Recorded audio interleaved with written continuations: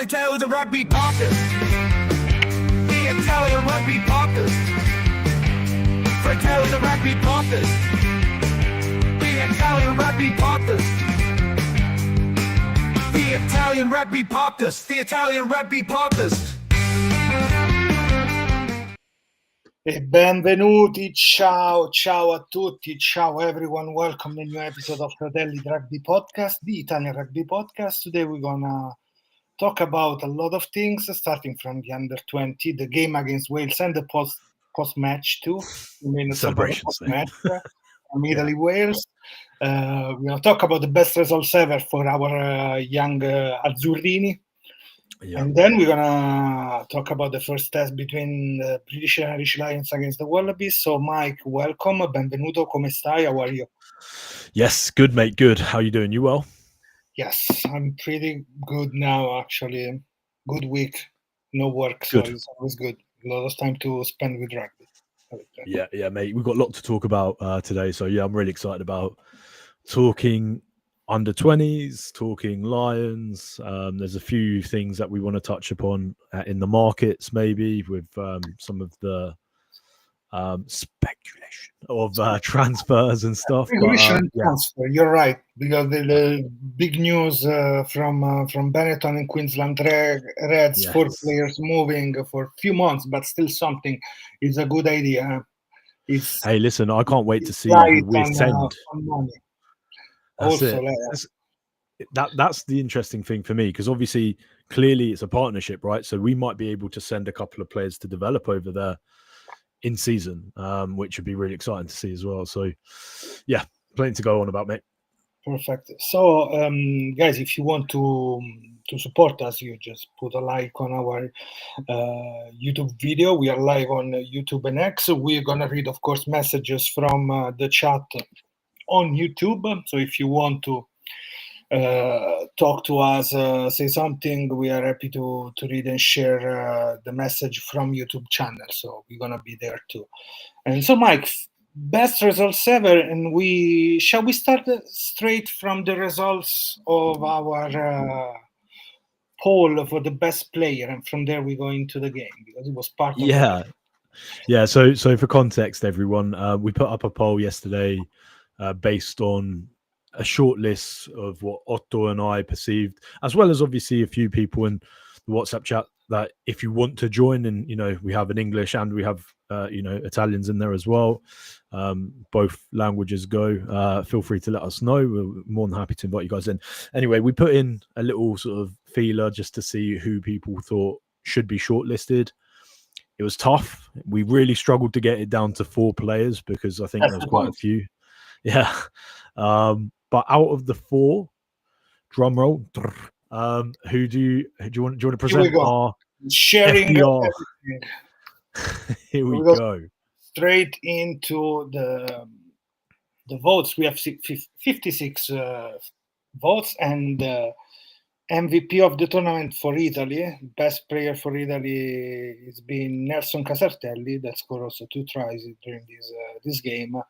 We mentioned Edoardo Todaro, another good game, Opoku Gianfi from Bath, and Federico Zanandrolk with his hands with a stick on. Fantastic. We'll come on to that celebration. I love that. But listen, Nelson Casartelli was the guy, and let's dig into this game, Mike. Our best results ever, 7th place. Just a reminder, we missed 3 opportunities to show our best under-20s back in the days between 19, 20, and 21 too. The Menoncello age grade. Yeah. We didn't see them during the under-20s. Yeah. But still, 7. Who thought about that at the end? If you think it's almost bitter, this 7th position, if you look at how the potential of the team, what they show in the field with results tied. So let's start off though, right? The pathway to 7th, just for people who haven't followed it, we realistically could have got a losing bonus point against New Zealand, a New Zealand side which Otto mentioned, what was it, 50-point average they did on the previous. We Also, managed to hold them to the 15 Springboks, if you think about it. Right. So we held the team that came who came runners up, and also, to be honest with you, I think we're a little bit unlucky in that game. Their breakaway try, 5 meters from their line. Had we scored that, then maybe it would have been a different conversation. All of these things come into play, but we beat Ireland, and then obviously we drew against Georgia. We found a way to make it to this 7th place. Obviously, we unfortunately couldn't keep our concentration up against Australia. And listen, the boys did well. The boys deserved it, and they played with passion and heart. Otto, that's all we can ask of them, right? In this game, absolutely.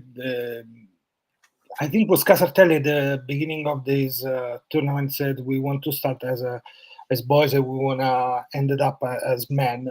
In a certain way, we can say yes. Still some teenage error, mistakes, moments during the games. Look at the last 3 minutes with the yellow card, not needed at all. But yes, it's a team that grew up during these matches. We were so close to the All Blacks, to the baby blacks, whatever you want to call them, because literally if we would have played like last game against them in the first one, probably was a little bit better, less frantic, and it's interesting because we found few new players that we never seen at this level, because Braga is one of them, really good educate both. He's one to look out for, isn't he, Otto? Yeah, he's the youngest. He's been called. He played with under 18 that was smashed by France, for example. But we scored a lot, but still we lose like 40 points with the under 18. And he's really good. Another one, man, it's Casarin, which is the Italian up there in top 5 players from the Junior Rugby World Cup for turnover, which are 6 turnover, 6 catches. Fantastic. He was good. Player. Defensively good. Like, honestly, like you said, Otto, I think it was a bit of an eye-opening because we had a very dominant pack after the 2021, 2022. You look at, Genovese, Rizzoli, and like what they did to England and what they did to Finn Baxter and all of those players there. But we didn't have the quality potentially in some of the other areas of the pitch. Now we saw maybe a slightly more complete team than we have in the past. Obviously, Brunello, certainly in his last year, was very dominant, forward dominant focus. We got Ferrari, we got Andreani. We had all of these fantastic players. But we really only managed to... We were much more balanced. Yes. The level in general was much, much better. Agreed. And that's for me something, because you see, and also you see how much it changed to look at the Rugby World Cup where it's not winter like was in South Africa with the rain. It's something that, of course, when there is the rain, it's Brunello time. Let's say, because we were so good that we won those games, but much better with a better hot AF, but still better to playing. And let's be honest, the quality of the rugby was a lot higher than it was last year because of the reasons you just gave, right? We managed to beat South Africa last year because of the scrum dominance and how good we were physically, but realistically, the game suffered, if that makes sense. The spectacle suffered, but we had lovely weather throughout. Okay, like you said, Otto, maybe a little bit too hot if we're being nitpicky, but lovely running rugby. Like the teams that have the highest skill levels typically did better.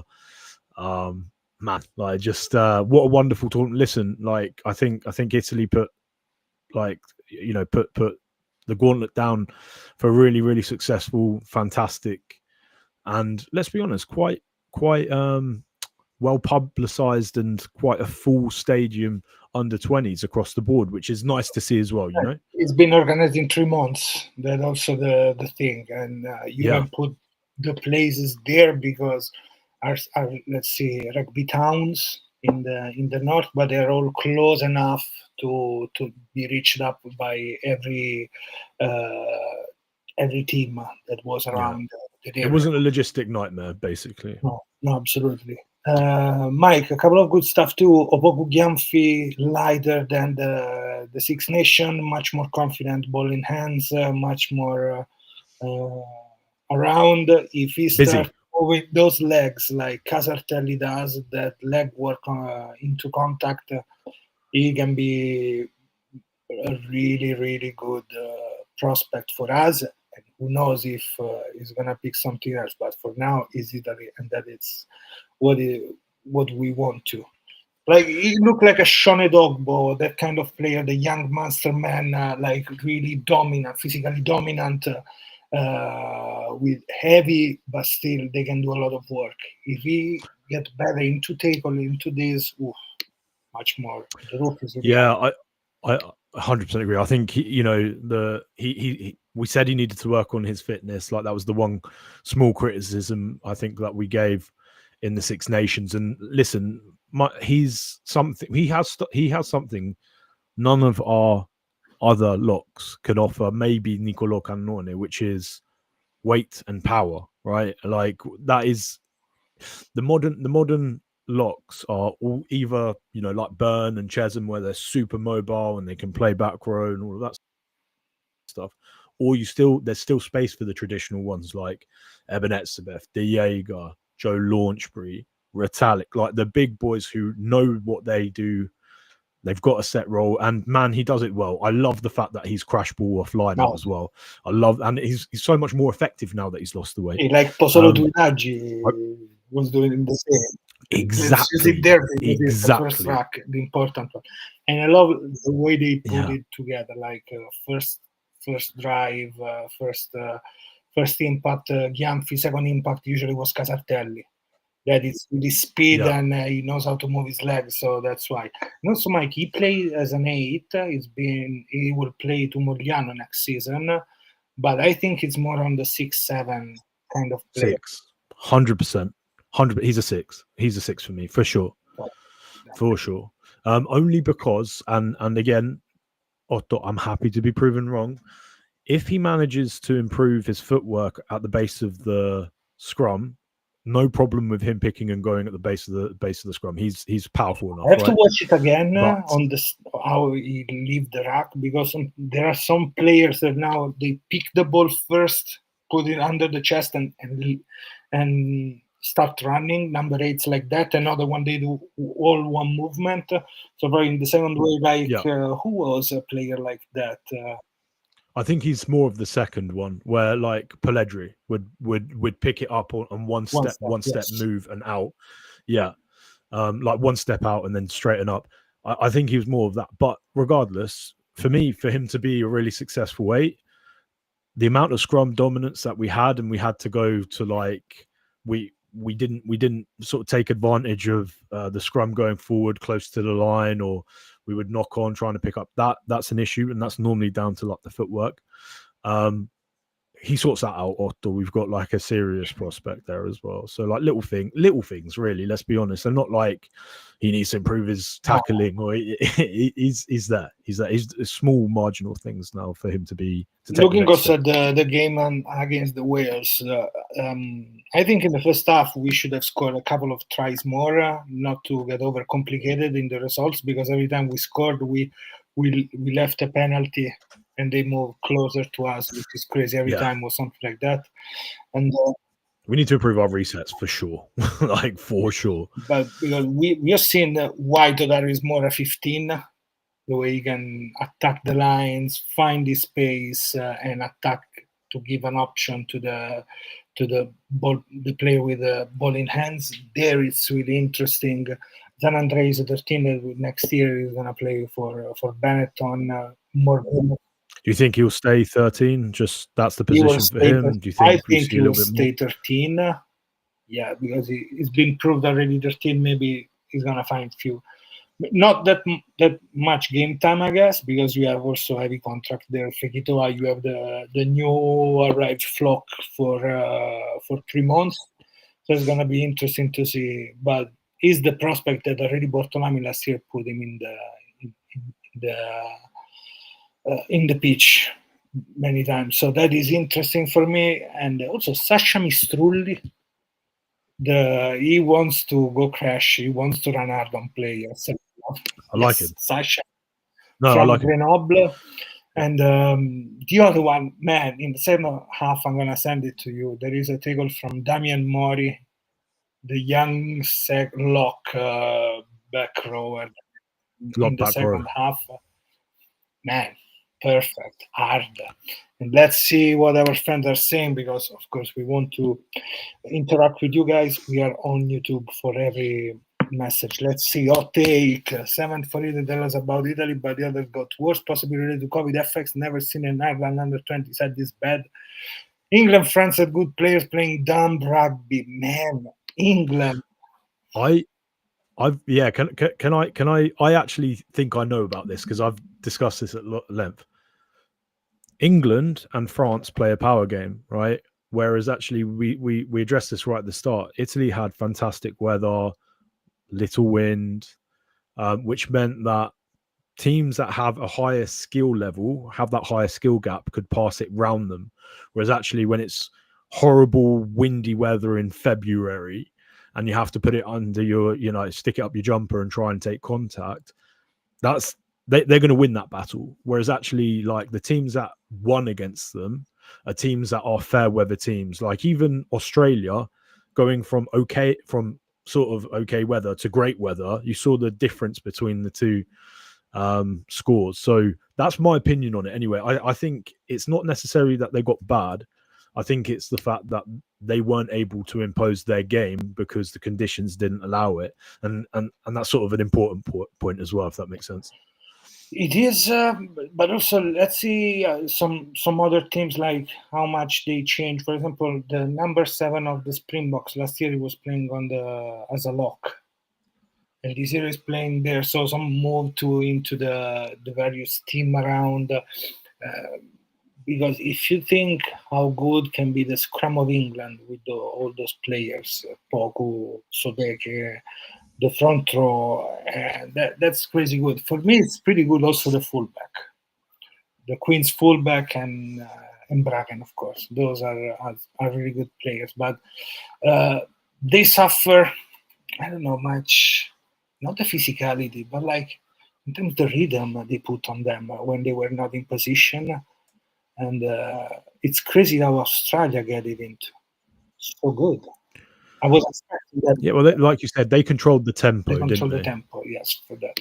Number 15 of Australia, really, really good, really good. And just because we are talking about under 20s, there is some interesting. Viadana seems to be interested into one of the South African under 20 players. I think maybe the fullback. I'm not sure because on the news there's nothing about names, but it's somebody, one of the backs. So let's see what's going on. Yeah. Just reading what else Robert wrote there. So Oz and Argentina had some bad games but ended well. New Zealand weren't that good compared to past years. South Africa, Spain, and Scotland, the only sides were the objectively good tournaments. I think Spain is getting a lot from the exposition of some players in Toulouse Espoirs. That is helping a lot. They are so good, some players, man. Yeah. And also, like, they've had like quite a well-established sevens pathway for a long period. And again, just sort of emphasizing the fact that if you want like exciting backs with a bootstrap budget, look at Argentina, look at Spain, look at some of the other sort of European countries that don't really compete at 15, and see what they're churning out at sevens. And I think actually goes to show it's just another feather in the cap of the Rugby Europe in terms of how they're generating players in sevens. What about Georgia, Mike? Yeah, they've got a beast of an 8, don't they? This one, it's so rough. Is it under 20 or under 40? It looked like Mate, he one of those players like, oof. Where's your passport, mate? Where's your passport? Show me your Check passport, your mate. passport. Really strong, exciting. Yeah, no, mate. He's an animal. Like he's Toulon Esports, right? Yes, they have a crazy back mate. row next year in the under 20. He's so like in terms of physical specimens. I haven't seen. Maybe actually, I was gonna say I haven't seen anyone. I was thinking Junior Opoku from England, for example. He's another player who's just disgusting, right? But he's a bit of an animal, mate. Like he's an interesting one to keep an eye out for. And then obviously, you know, they're slowly building. I really like their fullback as well. Starting to get a bit of depth now. Now we have to see what they do with those players. Let's see what is going to happen also with our team next year, because I agree these are three key players because they are really, really good, and not only those players. Because if we think about Braga next season, Casarin to another season because are the youngest. Came up. So just for context for you guys listening, Robert was saying we've got a lot of 2006 players, which means that obviously they're going to be playing next year as well in the under 20s. Celi, Faisal, RWC, and then obviously Otto saying the others. Man, one of my favorite is Nicola. Nicola. Hold on, Nicola. Let me read again the name. Nicola. Yes, Nicola. Nicola Noselli. He's a center. He played for Benetton Treviso. He can be one of those destroyer centers, like really big for that age. I saw a couple of games with the under 18. He played against Ireland. He was the player that was creating so much chaos into the Irish defense. Fantastic. Braga 2007. Yes, Federico. So yeah. Also, Federico mentioned about Gritti. Yes, he was so impactful. Last game, he was brilliant. Kind of players in the field. It's so even if he didn't play for months, it's so experienced in the way he play. Come on, you see the level of this player. You see, it's another level, another mind. He knows what to do in the field. Yeah, he's got good rugby IQ. Where do you think we see him? Do you think we see him in France? Do you think we see him? He will have in Zibre Super France at the beginning, and then let's see how much space he will find in France with another team. How get informed during the next season, and from there, because we have all those under 20s locks hybrid that we have to understand. Matteo Liturrisi, Gritti, or Tombina, we know now is at Zebre, so at least those three prospects are interesting. Talking about prospect under 20s, Giovanni Sante, Espoir and Montpellier, moved back to Italy. This time he will play for Rovigo. Interesting. Kersul, Sante, I love the idea. These young players anyway in the team. So good for them. And Mike, I would say something about the coaching stuff, because that is interesting. We still don't know the next coach for the under 20. But Roberto speculation. Man, I've got a name that I want to throw out properly. I think Marcato Lodi, all these people, they should have the opportunity there too.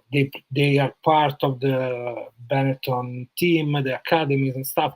Those are the coaches that probably we should shoot your name. I would love that. But just because he was at the game, I don't know if you saw him right at the start. Did you see Troncon there with the laptop in front of him? No, I didn't see that from the video. Gian Domenico. Okay. It is. Is it? Okay, I didn't remember if it was only like support. He said, is it Gian Domenico? If it is, then yes, but no. The person that... non sono sicuro. If you watch, I think it was about 5 minutes before the game. I have the cut. Mike, I have cut game beginning. Right. So there was a couple of shots where they had Quesada and they were zooming in on Quesada. Next to him, sat down with his little laptop out, was Troncon, and I'm like, no, It wasn't Moretti. No. Oh, actually, Maybe it might have been Moretti. Actually, it might have been. Really Yeah, no. I saw, because obviously they were zooming in. I saw the face and stuff. Sorry, the side they had. It could have been Moretti, to be fair. Marcato, yes, he's gonna be part of the Benetton coaching staff next year, and he's been like water boy in the field, but he's one of the coaches with Lodi, for example, the former Rovigo coach that won. Otto, I have a question for you. Yes. Put yourself in the mind of Quesada, right? Ready? Okay. Oof. What have you learned from that game? Like, what are the players that you're like seeing where they fit into the current squad and what they can bring? In the last game against Wales. All of them, right? All of them. Just Todaro, because it's really Prisciantelli-esque. Right. Way play. Todaro is one. Opoku can be another one for the artwork. Man, I like the way we play with the locks and like Milano, Midena, all these places. I like the way they're playing. So let's say those two. It may be Benny in a certain way. I can tell you, because it's wild to have a 9 that is trying to get it the best. It's interesting, right? Because last year we had Lorenzo Casillo, and we thought he was going to be like making good strides, but I think he struggled physically in terms of like maybe putting on weight or something. I don't know if they have a certain sort of threshold that they try and Mogliano season was pretty hard, and then when Cristiano Tizzano arrived, brother of Carlo, brother of Carlo, that scored. Yeah. Mate, don't remind me. We'll go into that in a sec. The one that got away, but it's interesting, right? And guys who are in the chat, like, what do you think if you were in Quesada's shoes, like, and you're trying to learn? What do you guys think he would see out of that team, and what do you think his eyes? Just comment, because I'm really interested in that. I'd love to sort of. Who you think, Mike, is can be that kind of player good for? Honestly, I would say I think you hit the nail on the head. I think Todaro. I think Zanandrea probably. He's having a good look at him. Although centers are not starting to look pretty stacked, especially with Mori when he comes back from injury. Potentially with Francois May as well. Like all of these players that have done well, that's quite a stacked position. However, we're not developing a 12, and that's why I was asking. Do you think definitely 13? Do you think they're going to try and develop his hands? But we need San Andrea.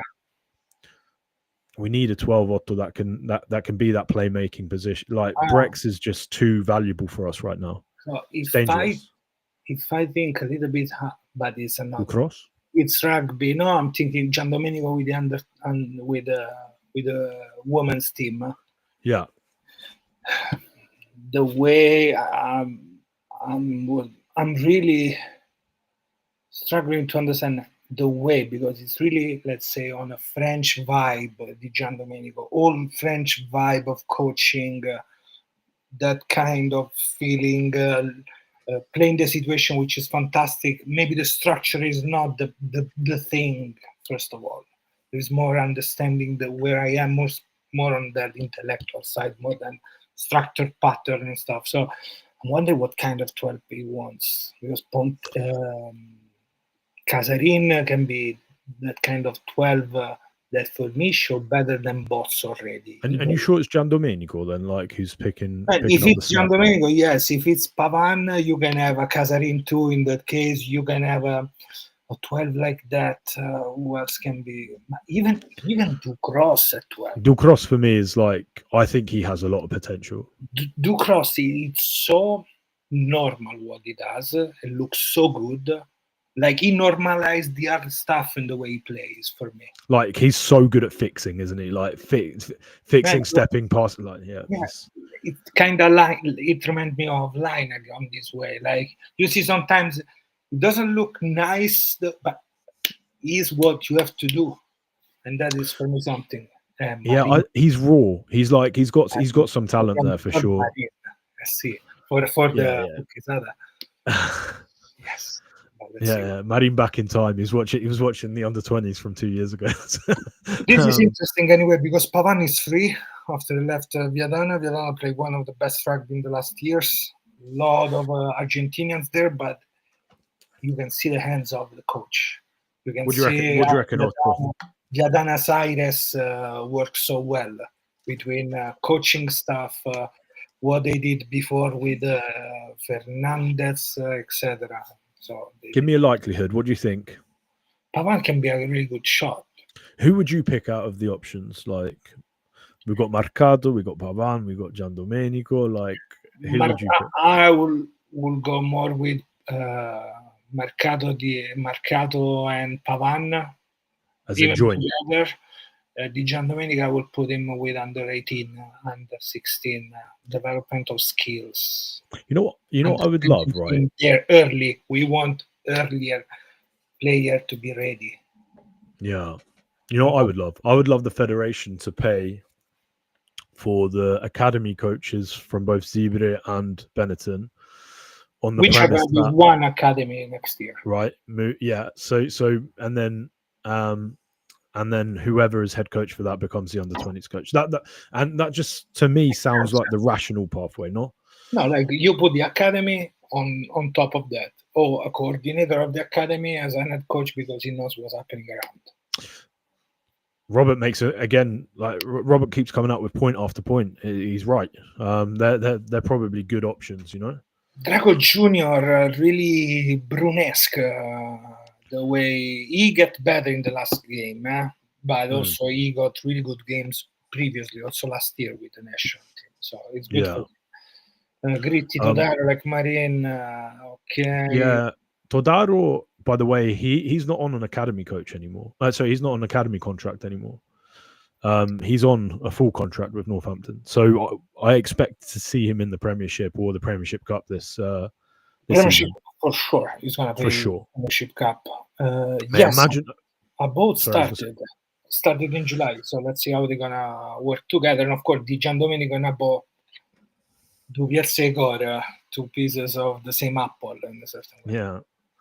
I was just going to say on the final point of Todaro, like, look at who he's competing against for position at Northampton. Like, how much he's going to learn from players like, you know, Freeman, Furbank. Like, and it depends the way on they played with the coaching staff, because that is fantastic the way Northampton played.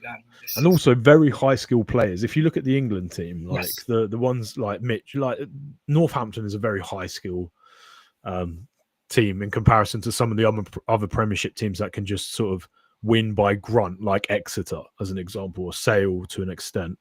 Obviously, they've got some skillful players too, not but. No, it's funny because you didn't say Gloucester because, of course, we don't win. Also, I didn't want to hurt your feelings. No worry, Speaking of, though, hey, Seb Atkinson, come on. He one of the most informed 12s outside of Tua Piloto in the world. I mean, he's unreal.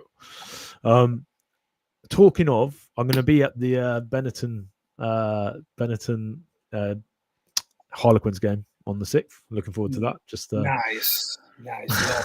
We're going to see the first game of McRae. Is it the first official game of the season? First official game, yeah. I'm going to take my boy as well. He's going to be wearing a Benetton shirt. All my mates are going to be wearing Quinn shirts. It's going to be fun. It's going to be extra fun. He's going to be the one in charge to say, you drink. Yeah, that's it.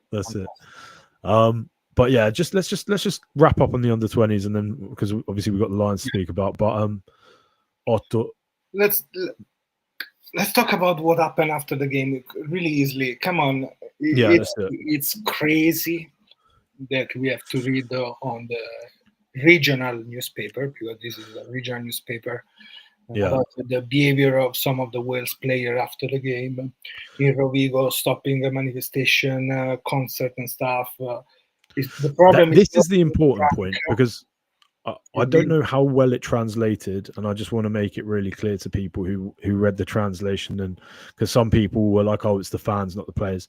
So to be very specific here, what was reported is that the players had basically, there was a tribute to someone who died, and like they had a load of famous people from the region in, and it was also like a diversity and inclusion, like almost like celebration thing. Anyway, there was everything that day. Yeah, and they like pushed past security, went on stage, snatched the microphone outside of like the actress's hands, started shouting stuff into the microphone, got it taken off them, then just wouldn't refuse to leave the stage. Little things like this, right? No one would have an issue if, you know, they also smashed some stuff in the hotel where they yeah, that's not acceptable, man. Like smashing up, be respectful if you're in a place, but that stuff aside, right? No one would care if they're just stumbling around looking for their hotel because they're lost. No one would care. It happens to the best of us. That's not the issue here. That's not the issue here. Yes, absolutely. Families were there. Yeah. That for me is crazy, and of course, I think the federation will pay back to the hotel and stuff for the damages. I think it's one that we didn't hear anything from the. I think they need to issue an apology. No, that's my opinion. I know they're busy because Steve Tandy is going to take his role for head coach. Good luck to him. Not against us. Tandy, yeah, good. And it's good. Otto, I just also want to sort of reassure, we're not shitting on Wales. If this was any other team, we'd have exactly the same reaction. It's just unfortunate. About stuff went up and stuff in Argentina. Right. The way who was the drunk? Jaminet was drunk, saying those bullshit stuff. Yeah. Right, Otto, here's the thing, right? It doesn't matter about the team. It's just unfortunate that it's Wales with everything that's been happening. We're not shitting on Wales. Like, we want Wales to be competitive. We want a competitive Six Nations. We want a competitive Wales for World Rugby. That's not the issue, right? The issue is that it's unacceptable. There was children there. There's families there. They're conduits of the game. They're meant to be representing their nation. They're meant to be representing our sport. And if we allow that to happen and become the norm, then what do we have left? We have values in rugby, and those need to be upheld. And that's the point, and I'll leave it there. And Rovigo is a rugby town too, so they know usually how you can behave after a terzo tempo, but still. Yeah. Anyway, let's move. Mike, British and Irish Lions against the Wallabies. Yes. It's already a game next Saturday, because tomorrow we'll play with Farrell captain. Of course, Farrell captain is the guy that should be captain. Right. The field. Yeah. I've not got an issue. I don't know why people are upset about this. Tell me. Shoulder boy is our shoulder boy, let's say, because I really love the way he plays rugby. Even like when he came on the other day, he does that beautiful miss pass. He does the kick that Pollock scores. Like, he added quite significantly in the short period. He made an impact, and also. And if you want to watch a video about that, go on my channel on YouTube, and it's on the performance of Farrell in those minutes. Good. Also, the crash was really good off line out. Oh, mate! Like, genuinely, I you know what? Like, he's rolled back a few years, and if we're talking about Faz 2019 Faz 4 or 5 years ago, he was very, very, very good player there. Mentally, he was strong. He doesn't have to, and he's a competitor. Like I'm jealous that they have someone to call up like that. Imagine if we had a Farrell in Italy. Imagine if we had that sort of player that drives the standards, that expects everyone to do their role, that's vocal and is confrontational and expects you to do I see it. I understand, and that's all. That's my opinion on it. Though I just understand. Negri would agree on that. It's right. The player that he wants to decide, probably. Right. right. But that was just slippery floors, as he said. He just couldn't get up. Just slippery all over. Man, the Lions played really well in the first half. Good moments. They should have scored 3 tries more. But still, the Wallabies were close enough in the game, I think. You know what's crazy to me, Otto? People already saying that Hugh Jones should be dropped. Oh, my God. Like, it's so tribal. right? It's so tribal. He has it, like, because obviously we have no skin in this game. Like, we don't care who plays. We just want to see nice rugby. We don't care who's picked. But for me, it's quite funny how, like, the Irish are now saying, "Oh, Ringroses or Aki's time," and it's like, after one mistake, they're jumping on it. Poor Jack Morgan probably deserved a start, and like now people are saying, "Oh, Byrne played well, Curry played well." Now what do you say, right? No, Byrne is It's games like big games time. Is the team done kind of rugby? Like Byrne for me, is that kind of player. And Mike, I think they nail it in everything, almost in everything. Probably when they get down with the performance, they got those like pauses, those 10 minutes pauses during the game. They allow them to come back. Not the best game of Freeman, maybe, because yeah, games. But if you have to change something for the next game, for Saturday, without knowing tomorrow they will play, but who come in? Yeah, someone, you mean? McKenson come into the hypothesis or not? For me, I think again, I have no skin in this game before, so someone accuses me of bias. I think Keenan, unfortunately, doesn't look 100%. Like, he lost 6 kilos in a week. He wasn't well. He lost a lot of weight, and you can see Keenan. You can see it. It's weird. Yeah. So who you gonna put there? Yeah, it's so weird. Kinghorn. If Kinghorn is fit, obviously we'll find out this game. But if he, like, what I'd like to see is Kinghorn maybe get, like, if he's fit, 40 minutes, just manage him back into the match. But outside of that, I don't think the game is this one.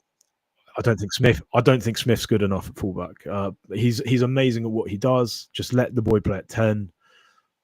It's the high balls, mate, and like they're good in the air. Like, a lot of these players played like NRL or like Aussie rules. They're very good in the air. That's what the Aussies are known for. You know, the try from Jorgensen was crazy good. If you think he's a 20 years old, so strong in the air, like he stripped the ball out. And he ripped it. Yeah, that honestly, at first I thought there was contact in the air, and then I watched it and it was just perfect timing, perfect technique. Perfect. Deserved a try. That is something that would improve. Tom Lynagh, of course, a little bit shy in this game, but when you have to run around the field, tackling, not having possession, you don't have that dominance in the breakdown that allowed you to attack properly. You see the best from him probably a couple of times when he kicked the ball, a good option when Keenan knocked the ball on, but was from set piece. He got that space to attack and do something. I've got a question for you. Do you think this is the first time in history where there were 3 Italian eligible players on the pitch, on the Lions and in Australia? I mean, I think so. I can't think of any other time. Maybe with Campese back way when, like, obviously there was a few was Italians. Campese, like, but anybody else? Nobody else was there. I don't know. Yeah, I don't know. Or maybe like some French Italians or Scottish Italians, maybe, like lots of those around. But I don't think they're like Tuipilotu, Tiziano, Lynagh. This is crazy, isn't it? When you look at it like that, like these boys are playing at what some people consider the best standard of rugby. There could be the possibility in the future. No, not because Lynagh is not going to be. But anyway, if Thomas Clarkson will play the 3rd game, he is also Italian qualified. The yeah, so we could have 4. Yeah, I'd love to know. So guys, Robert, just for context, Lynagh, Tiziano, and Tuipilotu Sione is Italian. Is Italian qualified technically? You know who we should ask? Our dear friend Phantom. We should ask this. The passport police are. He knows. He's written these down from when they were born. Around. But guys, like, if any of you guys maybe who are slightly older than us and slightly more in tune with more of the older Lions tours, can tell us if there was ever an occasion where there's 3 Italian qualified players in a Lions team. Please tell us. I'd love to I know that, know just to educate myself on that. a guy we should ask about. So let's. Oh yeah. Oh, I know him. An Yeah, Italian yeah. fan of the British and Irish Lions. He's in our chat, Brendan. So let's see. He's the guy We'll do that that. he has a lot of books about the Lions, so we should check to that or Googling a little bit. But what else? I think really good, of course, when they start box kicking, putting pressure. There was always that thing more. And also, if you see the difference in the way they played, like if you compare them from between the first games, the other games, and this game, this was the game where they pass less and they kick more in all the tour because it's like test match time. So you go much more like that. They kicked 34 times. This game is the peak of the season for them. Yes. So I have a question for you. Do you just general commentary on Australia is that they look undercooked, they look ill prepared? Needed prepared, yes, I think also because they had this agreement, which is crazy for me. You have to put your best players in the field, like your Wallabies players in the field. That probably a little bit doesn't help the Wallabies itself to be ready. You can also get an eagle left couple of days off work, so that and of course other games. They had one game before this. They need physicality, of course. It's crazy that it's gonna start from the bench. Tupou, Will Skelton coming back? Like what? Skelton, Valentini, they can give you something more, and you should start for me McDermott. I love that. He's brilliant, man. He was really good in the way he came into the field. So, but with those 3 players, you can do a little bit better. And Angus Bell, Angus Bell from the beginning. Yeah, Angus Bell's so good. Yeah. But mate, to be honest with you, I look at Australia. Well, I think we've said it before. Like Australians always produce brilliant scrum halves. I think that's true of Wales as well. Actually, like the Welsh always produce great scrum halves, including that under 20. What a lovely try he scored against us. But man, McDermott's good, isn't he? Like he's good, mate. There's some brilliant players in that team. Shall we talk about our boy Tiziano? And Tiziano came in and he did his, Come in his straight, job. easy. Completed it. Yeah. Second touch of the ball. Second touch of the ball, scores a try. Done. Completed it. And it's well that you have to let him out of the team, honestly, because it's that player that you want 25 tackles in the field. Here we go. This is the player that is gonna do those, and maybe he's gonna have 5-6 turnovers. So yeah, he's busy. He's busy. Mate, he's going to be an interesting one. It is. So that is the thing. Then, Mike, the issue in general is the way they want to move the ball out with the backs, and they were not able to move to put in the space on the way to be the right player to take the decision. Swali, we didn't see at all anything from him in this game. He didn't got any chances. Let's say he went close. I think with players like that, Otto, same way with Menoncello, because people know that he's a threat. They do a lot probably to say, okay, let's neutralize that threat. Do you know what I mean? Like, also, you see that cross kick they tried to do on him in the middle of the field in the second half. Come on, that was really bad kick. And I love O'Gara the way every time there was some issues. He loves it. No. It's like watching with your pop. Exactly, like with a grumpy old man next to you. He's sitting there drinking. Have you ever heard of Newcastle Nuki Brown?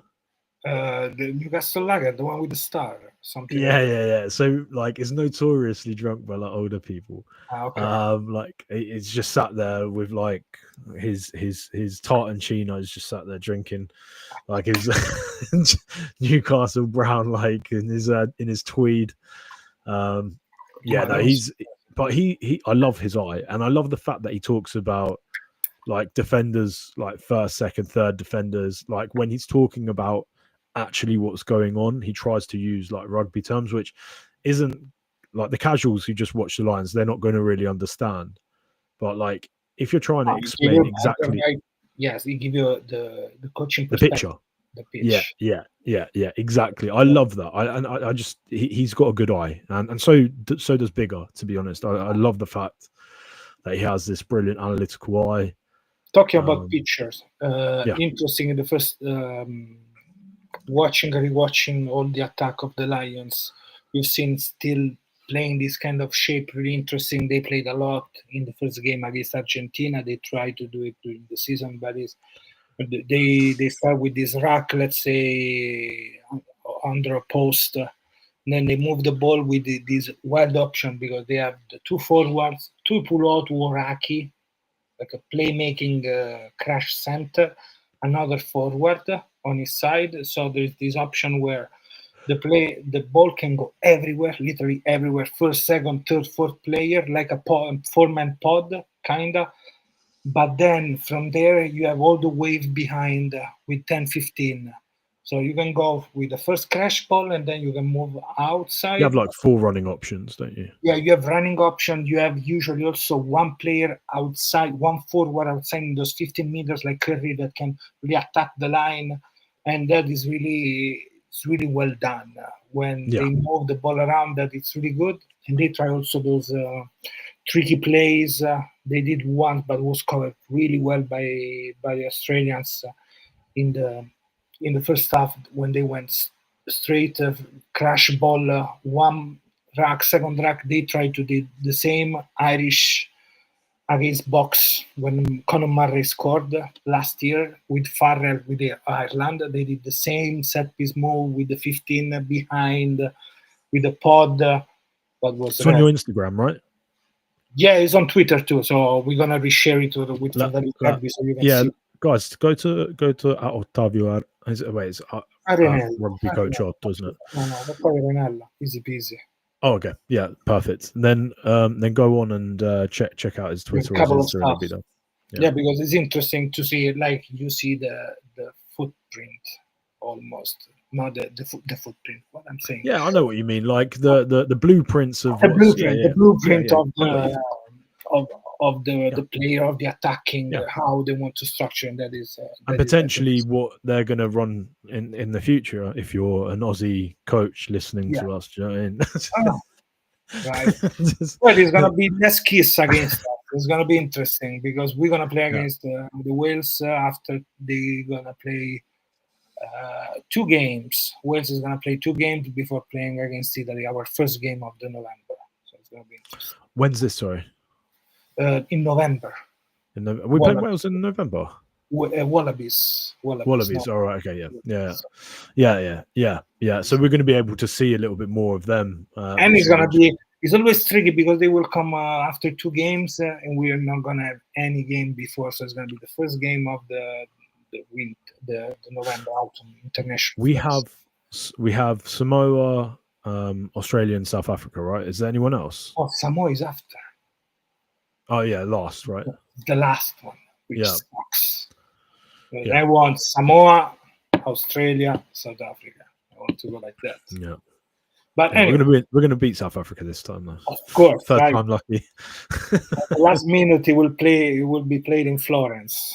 It's gonna be okay for everyone. Mind games. Mike, last few minutes, some rugby transfer. This is fantastic. This news about. Oh, I got a question for you on this. Oh, yes, please. When can we expect the video of these players from on your channel? When are you going to do the snippets of these so the Benetton fans can look at it? I will try to make the best of that because I have to watch. Put you on the spot there. There you go. It's gonna be hard, but I'm gonna try to find something. I have to I'm sure I'm gonna compare all the Opta stats from the centers, the 9, with the players, so we can do some index. We can create some index, and we're gonna talk. Index. We're gonna talk about next week's about this. We have some index going on, and we're gonna have the one for the Lions too. Tomorrow I'm going to work on that. Nice. But you see our index, how it works. We put together a lot of data, a lot of stats from the players, the minutes played. So we have who's been the busiest player, let's say, index busy player, how many stuff you did, and the score, how Yeah, high. so net positive, net negative. Not If you positive, not negative together per minute. I mean, we're spending Love a that. little bit of time with that. But Benetton, Queensland Reds. 4 players will play for Benetton until the end of October. They're going to be Josh Fluke, John Bryant, Rishi Asiata, and Louis Werchan. We got a little bit of everything, Mike, and it's fantastic. But Josh Fluke, for me, that is something. Because he's a So really talk to me. talented What do I center. need to know about him? He look light. He's a Scrum Cup center. He play with a Scrum Cup, so always Nice. good, no? To have those So he's kind of, basically Brex. They've tried to find Brex. that I didn't say anything. You said that. I was going there. You did it, Brex. so. All I heard was Otto saying this man's better than Brex, and that I wish, but he's not better than Brax. He's much more agile kind of player. Probably is lighter than Brax if I have to compare with him, but can be 12, Why? 13. Strong. Still strong, yes, but really agile for me. That is if I think about him, what is for me Josh Fluke. How he's 23 years old still. He's 1 meter 86, so he's 6 foot, something like that. Yes. And what else? See, this season he didn't play a lot. He played 4 games. Okay, all the games at 13. Against Western Force, he scored 2 tries. Against Fijian Drua, 1 try, 3 win, 1 lost. He also played on the wing last season, and he been part of Australia and Australia A. He always start from the bench with Australia last championship against Argentina and New Zealand. Any Italian qualified players coming over? Josh Flocchi. No, we don't have them. It's interesting. We got the 9. And it's also interesting the fact that all this is an agreement between private, like Lubo was mentioning in our chat. So that is something really interesting to see how this can be combined in the future. They will play a game in 2026, which is cool. Mike, come on, Queensland, Benetton, cool. I don't know where they're going to play, but I know there is also if that. If it's in Italy, we'll go. If it's in Italy, we'll try and make that. Of course. If it's there, we should go to the Rugby World Cup instead. We just wait a little bit more. Yeah. But what is interesting is how much Mr.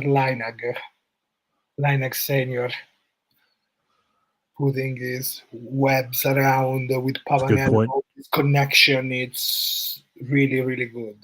Yeah, it's a good point. It's a good point. You know what I find really interesting? If there's going to be, like I said, I was making sort of a joke right at the start for you guys who've tuned in a little bit later. If there's going to be any movement the other way, so maybe some players who've been injured all season, and they're coming back from injury, and some players potentially that need game time, instead of doing like an off season, maybe they do some time, because obviously the calendars they're not synced yet. So they could find some game time over there as well, potentially. Who knows, man? There's space for these sort of discussions. Exposition over there is always good. Maybe some players will move. Some players will be interesting to come and try to play in Italy. Also, that can be something like, oh, come on, come play with it. In the recent years, we had some players coming, Paya and Gregory. Yes. Just mention a couple, Ratave, another one. So some of those players coming, Scrafton, etc. We always pick some players from around there between New Zealand and Australia. So it's a good path, a good bridge, let's say. Buy lots of pizzas. The people of Treviso, if you see these players, make them want to stay. So make it so that when they go back, they're like, I wish I was in Italy. Mike, make kids, right? Make Italian qualified kids. That's it. We need that from everyone that came to Italy. You see what happened? Good, nice ladies there, mate. Just saying. Pioneer was Michael Leinag in this. Yeah, exactly. Who knows what? It was all part of the plan. Otto. He was planning ahead. It's a plan. That is what we want. But, it's crazy. Mike, how do you think is going to be the score next game for the Lions? So Australia were a lot better in the second half. I think it'll be closer, but then part of me thinks if it clicks, it could be a romp. It'd be like 40 points. It's either going to be one or the other. It's going to be very close, and they edge it by like 8-9 points, maybe 7 points, or it's going to be it clicks and it's like 44-12 or something stupid like that. Same, but I think in this game there's going to be a red card for Australia because they go upright in the tackle. Man, you think like a skeleton tackling too badly somebody? Not even scout. I mean, maybe, but and now another thing, banner tackle on Suadi. Yellow card. Crazy. Yellow card. Like I said, it was yellow card at the time. How anyway? I don't know. I don't know what. I don't know what's happening, right? No. It's what it's like now. Like now, I made a joke with my friends in the other rugby chat. Anytime there's like something that could be a yellow or red card or yellow and penalty, what they do is they bring all of the referees together. One of them has a magic 8 ball. And he just shakes it, and then he just waits. He's like, he's like, is this a red card? Not today. All right, cool. So that's what happens, mate. No one knows anymore. Like, there's no consistency in decisions. But to your original point, if there's going to be a red card, it'll probably be one of the league converts because they're hitting high to try and catch the ball. Of course. And it's the opposite way where they're putting their heads down to protect the ball. That I can see that becoming a perfect storm and someone getting sparked there. That potentially be a red card. That's what I think. If there is going to be one, that's what it would be on. Well. Mike, we just clocked the hour. For us, 1 hour of podcast. I think that is enough for today. Perfect. I have to say, we dig into the Italian under-20s, Italian Wales, what happened in Italy after the game, and then of course British Lions transferred between the bridge between Benetton and Queensland Reds. One final point of speculation before we go. Speculation. Last speculation. Shall we go through the speculation time? Only 1 minute auto time. Right, ready? You made me do it 1 minute. 1 minute auto time. Right, 3, 2, 1. Okay, the speculation is about Josh Fluke moving to Queensland Reds for the first 3 months, and I guess maybe it's gonna be Marco Zanon moving to Zebre for a few months because he's already in the software, but he's on the software for both teams. So maybe Marco Zanon will play a few months at the Zebre. That is nothing else. That's it. But it's exciting for both. I think both sets of fans. It's probably welcome.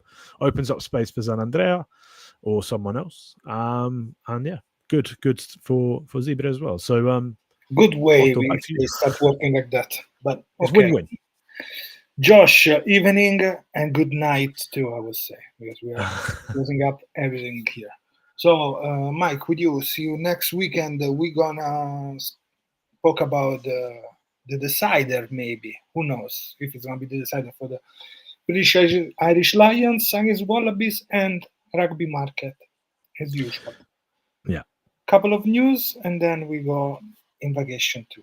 But stay with us. Follow us on X, on YouTube, Spotify, everywhere, wherever you want. Grade us, like us if you want. Mike. 1 point. Next week, we may or may not have a mystery guest, a friendly face returning. Just keep an eye out. Maybe guess if you guys know who it is. He's a very friendly face of the pod. Just maybe put a comment on YouTube. Try and guess who it is. All right. That's it, boys. Ciao a tutti. See you next weekend. Ciao.